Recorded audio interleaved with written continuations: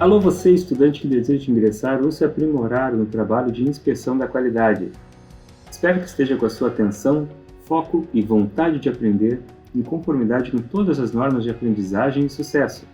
Nesse vídeo, falaremos sobre métodos de ensaios mecânicos destrutíveis. Muitos acidentes acontecem por falha nos materiais utilizados. O caso do navio de cargas da série Liberty, que partiu ao meio em 1941, é um exemplo clássico de falha estrutural. A prevenção desse tipo de acidente passa pelo ensaio dos materiais, que são técnicas utilizadas na indústria para identificar e avaliar descontinuidades e defeitos em peças, materiais e equipamentos, no que se refere à sua durabilidade e suas resistências aos diversos tipos de condições em que possam ocorrer no seu ciclo de trabalho. Além de analisar se as estruturas dos materiais estão em conformidade com o padrão de qualidade exigido, as técnicas indicam as correções que devem ser realizadas para que o material se adeque perfeitamente à sua aplicação. Podemos classificar os ensaios mecânicos quanto à integridade do componente como sendo ensaios não destrutivos, que são ensaios que não agridem o material ou peça durante o procedimento de análise. Os ensaios não destrutivos mais comuns são ensaio visual, ultrassom, líquido penetrante, entre outros.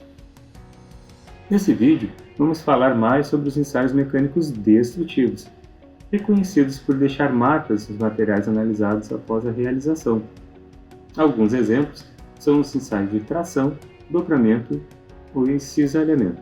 Na realização dos ensaios mecânicos destrutivos, deve-se seguir as seguintes etapas: retirada de amostras do material a ser inspecionado, utilizando processos de fabricação como torneamento e fresamento, confecção dos corpos de prova, com geometrias específicas e medidas determinadas através de normas, e execução do ensaio, no qual a peça será rompida ou deformada para a detecção de suas propriedades mecânicas. Vamos aprender mais sobre os diferentes tipos de ensaio e suas aplicações na indústria, mas antes, vamos falar um pouco sobre a parte que sofre nos ensaios, que é o nosso corpo de prova. O corpo de prova pode ser uma peça inteira ou uma amostra representativa dela.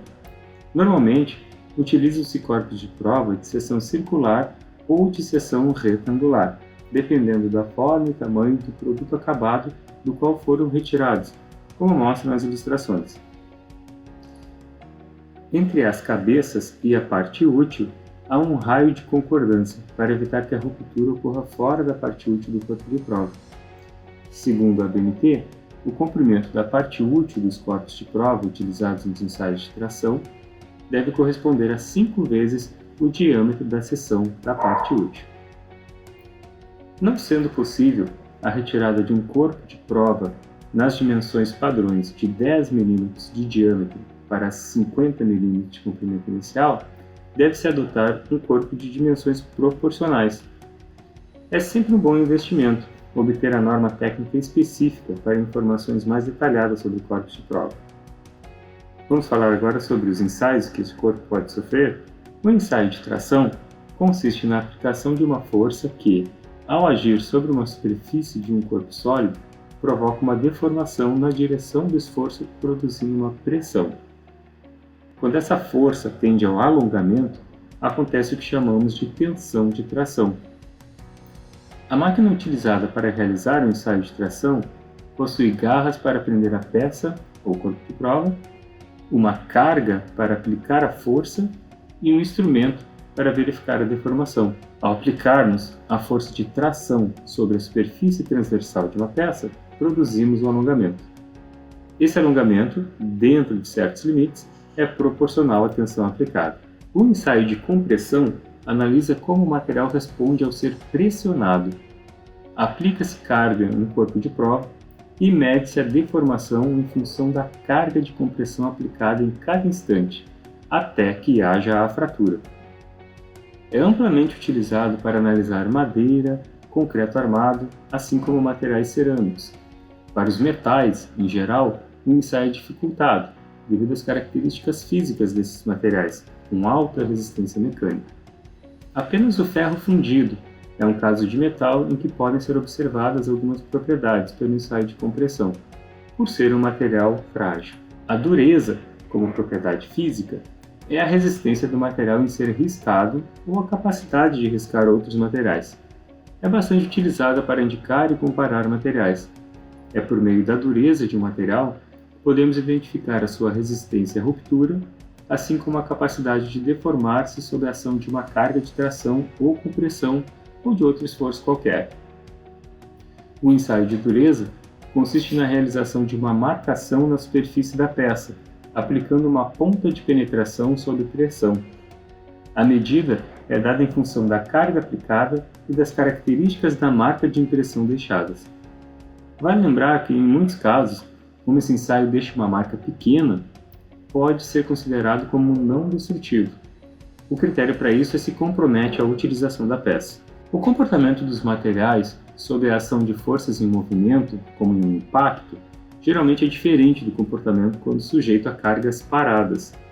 Por exemplo, para a avaliação de componentes de uma suspensão de automóvel, que estão continuamente sujeitos a impactos, apenas ensaios estáticos não são suficientes. Por essa razão, o ensaio de fratura é baseado no impacto do corpo de prova contra um peso em velocidade, a fim de rompê-lo. Como mostra a imagem, a força é realizada por um pêndulo de impacto. O corpo de prova é fixado no suporte, na base da máquina. O martelo do pêndulo, com uma borda de aço endurecido, é liberado de uma altura pré-definida, causando a ruptura do corpo de teste. A altura de elevação do martelo após o impacto, em comparação com o anterior, dá a medida da energia necessária para romper o corpo de prova. A fadiga ocorre quando o material está sujeito a um esforço repetitivo de cargas. A repetição desses esforços provoca uma ruptura normalmente com uma tensão muito menor do que o limite de resistência estática do material, que é o efeito da fadiga.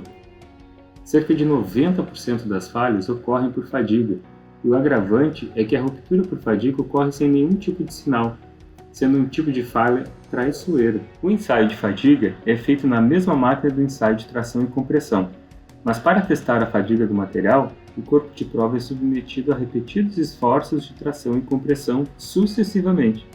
Através desse ensaio, pode-se determinar o limite de fadiga, tensão abaixo da qual o material não sofre mais a fadiga, apresentando o que chamamos de vida infinita. A ruptura por fadiga tem características específicas e é um dos fenômenos mais estudados na mecânica de materiais. A torção ocorre quando uma força rotativa atua sobre um eixo, como ocorre no teleférico mostrado na figura. Existem inúmeras situações de esforços de torção em máquinas e equipamentos. O eixo de um veículo, por exemplo, tem uma das pontas ligada, acoplada à roda, que oferece resistência ao movimento, e a outra ponta transmite o torque resultante da potência do motor. Esse esforço provoca uma torção do eixo. O ensaio de torção é uma simulação dessa situação. Consiste basicamente na aplicação de uma força rotativa em um corpo de prova. Uma extremidade é mantida fixa, enquanto a outra é submetida ao esforço de rotação, gerando tensões de tração e compressão ao longo do corpo cilíndrico. Pois bem, existem outros tipos de ensaios, mas nesse vídeo foi possível conhecer os principais ensaios de qualidade de materiais. Então, ficou fatigado de conhecer tantos testes? Vamos tracionar essa vontade de aprender e partir para os testes de conhecimento. Um abraço e até a próxima!